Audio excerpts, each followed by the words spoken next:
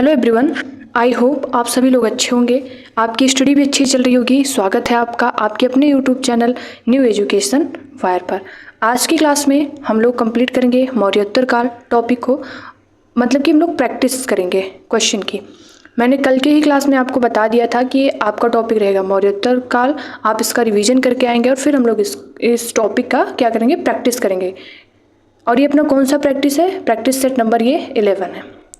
तो यदि आप लोग इसके पहले के प्रैक्टिस सेट को सॉल्व नहीं किया है तो प्लीज़ पहले उसको सॉल्व कर लीजिए, क्योंकि हम लोग टॉपिक वाइज चीज़ों को क्लियर करते हुए चल रहे हैं।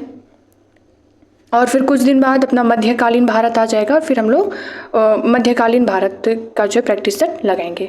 और ये जो अपना प्रैक्टिस सेट है कौन से एग्जाम के लिए इंपॉर्टेंट है? एलटी ग्रेड एग्जाम के लिए तो है ही, बाकी और भी कई कम्पिटेटिव एग्जाम जिसमें जीएस आते हैं, मतलब जिसमें history, geography, polity, economics, environment, science tech, ये सभी टॉपिक आ रहे हैं। तो उन सभी एग्जाम के लिए इंपॉर्टेंट है, क्योंकि टॉपिक अपना यही है। और जो अपना ये प्रैक्टिस सेट है इसमें हम लोग यूपीपीसीएस जो पीवाईक्यू है इसके क्वेश्चन रखे हैं, आरओ प्रीलिम्स और मेंस के क्वेश्चन रखे जाते हैं, और यूपीएससी के भी एक दो क्वेश्चन इसमें रख दिए जाते हैं। ठीक है, जिससे कि हम लोग अपना कॉमन सेंस भी यूज कर सके और अपने नॉलेज को भी अप्लाई कर सके।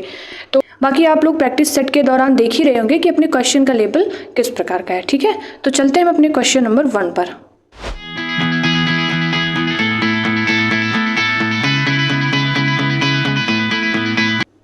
आकृति युक्त सिक्कों का प्रचलन भारत में सर्वप्रथम किसने किया था?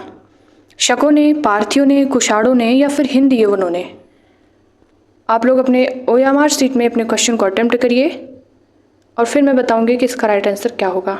ठीक है, तो इसका राइट आंसर क्या है? ऑप्शन नंबर डी, हिंद यवनों ने। इजी क्वेश्चन है और वन लाइनर है, बहुत ज़्यादा एक्सप्लेन करने की आवश्यकता है नहीं इसमें।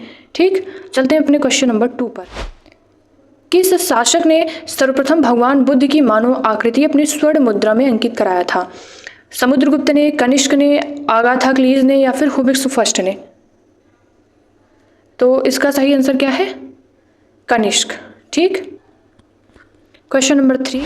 प्राचीन काल के भारत पर आक्रमणों के संबंध में निम्नलिखित में से कौन सा एक सही कालानुक्रम है? यूनानी शक कुषाण, यूनानी कुषाण शक, या फिर शक यूनानी कुषाण, या फिर शक कुषाण और यूनानी? कौन सबसे पहले और कैसे आए थे कालानुक्रम में, बताइए। तो इसका राइट आंसर क्या? ऑप्शन नंबर ए, यूनानी कब आए थे?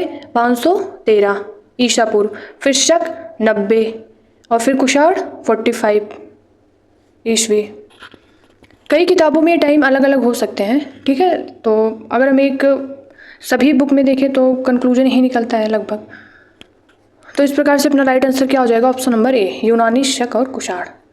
Question number 4। निम्नलिखित व्यक्ति भारत में किसी न किसी समय आए, ठीक है, और इनके आगमन का सही कालानुक्रम क्या है? इसका राइट आंसर क्या होगा, आप लोग बताइए।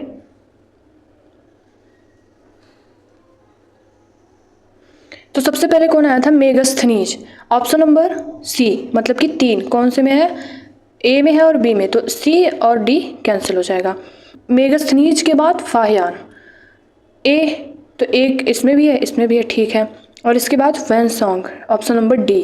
तो इस प्रकार से अपना राइट आंसर क्या हो जाएगा? Option number B. मेगस्थनीज किसके शासनकाल में आए थे? चंद्रगुप्त मौर्य। यूनानी राजदूत, पुस्तक का क्या नाम है इनकी? Indica.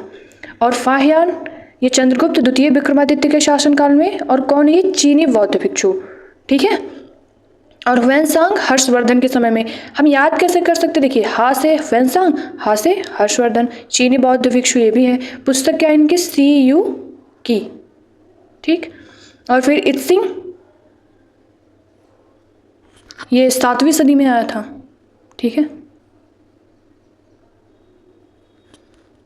Question number 5।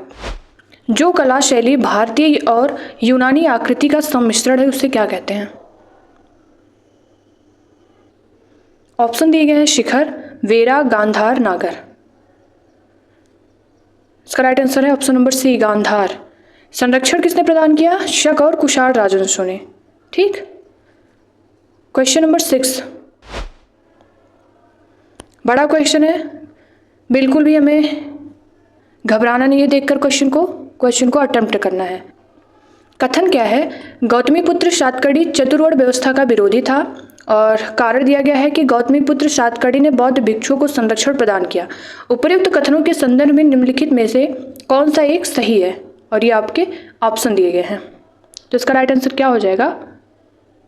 Option number D. ठीक है, यहाँ जो दिया गया कि गौतमीपुत्र सातकर्णी चतुर्वर्ण व्यवस्था का विरोधी था, जी नहीं, विरोधी नहीं था। ठीक, इसलिए ये गलत है। और यहाँ क्या दिया गया कि गौतमीपुत्र सातकर्णी ने बौद्ध भिक्षुओं को संरक्षण प्रदान किया, ये ठीक है। कथन गलत है और कारण आर सही है। इस प्रकार से इसका right answer option number D. Question number 7 पर चलते हैं हम लोग। निम्नलिखित में से किस देश के शासकों को पुराणों में श्री पर्वतीय कहा गया है? वाकाटक, इक्ष्वाकु, शक, खारवेल। इसका राइट आंसर क्या है? Option number B. ठीक, चलते हैं अपने क्वेश्चन नंबर 8 पर। अभिलेख दिया गया है और शासक नासिक, हाथी गुम्फा, भीतरी, गिरनार। और फिर शासक कौन है इसके, ये दिया गया है। फिर इसमें बताना आपको उपयुक्त में से कौन सा सही सुमेलित युग्म नहीं है। आई होप आप लोग क्वेश्चन अटेम्प्ट किए होंगे। तो इसका राइट आंसर क्या है? Option number C. ये गलत है। यहाँ पूछा गया था कि उपयुक्त में से कौन सा सही युग्म सुमेलित नहीं है, तो ये गलत है और सही भी है। मतलब कि ऑप्शन इसमें जो पूछा गया है नहीं ना, तो नहीं यही है। नासिक गौतमीपुत्र सही है। कैसे याद रखेंगे हम लोग? नासिक की बलि गौतम ऋषि ने दी, नासिक की बलि गौतम ऋषि ने दी, ऐसे हम याद कर सकते हैं इसको, क्योंकि सातवाहन शासक गौतमीपुत्र सातकर्णी की माँ जो थी गौतमी बलश्री से संबंधित और उनकी उपलब्धियों का वर्णन है इसमें। तो इसलिए हम कैसे याद रख सकते हैं इसको? नासिक की बलि गौतम ऋषि ने दी। और हाथी गुम्फा को कैसे याद रख सकते हैं? हाथी की गुफा में खारबेल, हाथी की गुफा में खारबेल, कलिंग राजा खारबेल से संबंधित है। कहाँ पर है? ओडिशा में। और भीतरी, भीतरी किससे संबंधित है? स्कंदगुप्त से। स्कंदगुप्त, ये गलत दिया गया था ना, स्कंदगुप्त। तो हम इसको कैसे याद रख सकते हैं कि भीतरी और जूनागढ़ भी है, भीतरी और जूनागढ़ में स्कंद ने गुप्तचर भेजे, ये गुप्त से रिलेट करके स्कंद ने गुप्तचर भेजे। ठीक है, और फिर गिरनार, तो गिरनार का क्या हो जाएगा? रुद्रदामन प्रथम, ये सही है। और कल की प्रैक्टिस सेट में भी हम लोगों ने देखा था पुनर्निर्माण किसने करवाया था, निर्माण किसने करवाया था, इस प्रकार से क्वेश्चन था अपना। ठीक, क्वेश्चन नंबर 9 पर चलते हैं हम लोग। भारत में निम्नलिखित के आने का सही कालानुक्रम क्या है? नीचे दिए गए कूट का प्रयोग कर सही उत्तर चुनिए।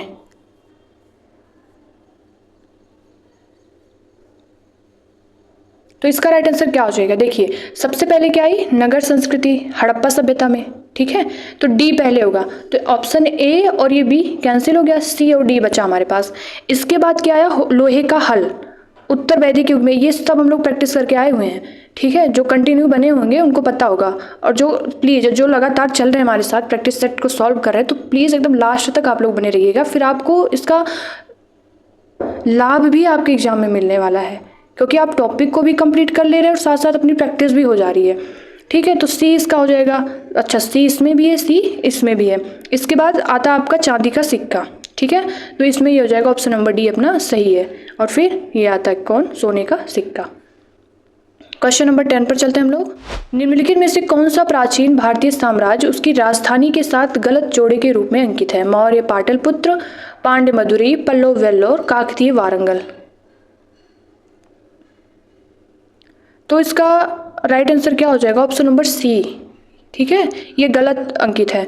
मौर्य पाटलिपुत्र ये तो सही है, पांड्य मदुरई ये भी सही है, और फिर ये जो पल्लव है, पल्लव का कांचीपुरम राजधानी, कांचीपुरम, और फिर काकतीय का वारंगल। ठीक, चलते अपने क्वेश्चन नंबर 11 पर।